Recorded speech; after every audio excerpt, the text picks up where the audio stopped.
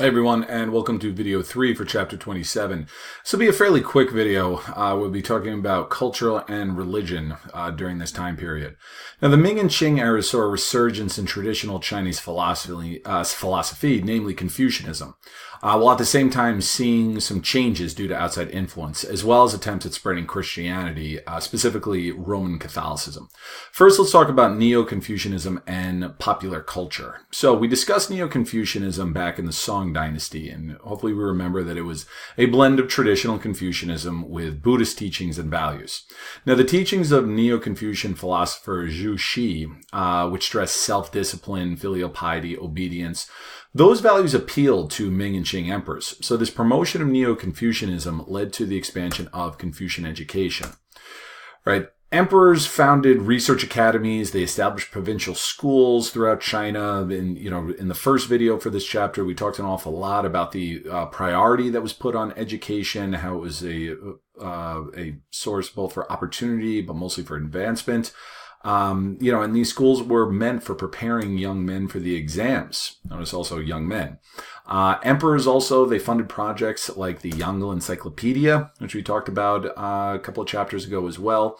And also this collection called the Complete Library of the Four Treasuries. This was actually, it was so big, you couldn't publish it in a single volume. Now, despite the emphasis on education, most people in China only had a basic one. Right? Very few people went on for an advanced degree, in preparation for the exams. And so this basic education, while it couldn't get them to pass civil service exams, they still could read. So literacy rates were relatively high in China at this time. And this increase in literacy led to an increase in popular writings. Paper making, which the Chinese invented, and printing, particularly block printing, which they made advances on. This led to an increase in books, specifically novels designed for entertainment of the middle class and the common class. And these became very, very popular, especially among urban residents. Now, the return of Christianity. Christianity first arrived back with, Nestorian Christianity all the way in the 7th century. But it disappeared after the outbreak of plagues and then the collapse of the Yuan dynasty in the 14th century. Roman Catholic missionaries tried bringing it back in the 16th century with, we'll say, moderate success. The most prominent of these missionaries was this guy, Matteo Ricci.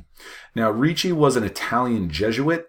Remember the Society of Jesus, founded by St. Ignatius, who lived from 1552 to 1610. He wanted to convert the Ming emperor, so he's, was aiming at the top there, and he immersed himself in Chinese culture. He learned the language, he studied Confucian classics, he thought that was the way to getting good with the people. And for the most part, that worked.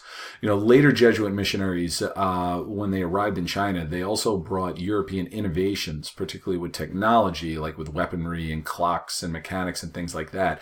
That really impressed the Chinese. As I said, the Chinese may have invented an awful lot of that, but by the 16th and 17th century, they were starting to fall behind the Europeans in technology. Now, while all this was good for building interest, the Jesuits, they tried to win converts by connecting Confucianism with Christianity. They showed the similarities between the teachings of Confucius and Jesus. Here you have from the Analects: "Do not do unto others what you would not like yourself." Okay, you rephrase that a little bit, you take out the not, and that's Jesus' golden rule. So it wasn't that hard of a sell in some ways to make a connection between the two. They also made an appeal to the veneration of ancestors, right, of the worshiping of spirits and being able to do that through salvation in heaven. Now, despite their strong efforts, the Jesuits really failed to win over that many converts. Part of this was due to Christianity demanding to be the one true faith of its followers. It's very exclusive like that. The Chinese were used to honoring several ideologies at once, such as Confucianism, Buddhism, Taoism. Right? They're not all mutually exclusive the way that Christianity is. Also, political infighting within the Catholic Church hurt them. Other orders like the Dominicans and the Franciscans, they became jealous of the success that the Jesuits were having. And basically, they ratted them out to the Pope. They complained to the Pope that the Jesuits were teaching in Chinese and that they were incorporating Chinese cultural aspects, and they were being too tolerant of these heathens.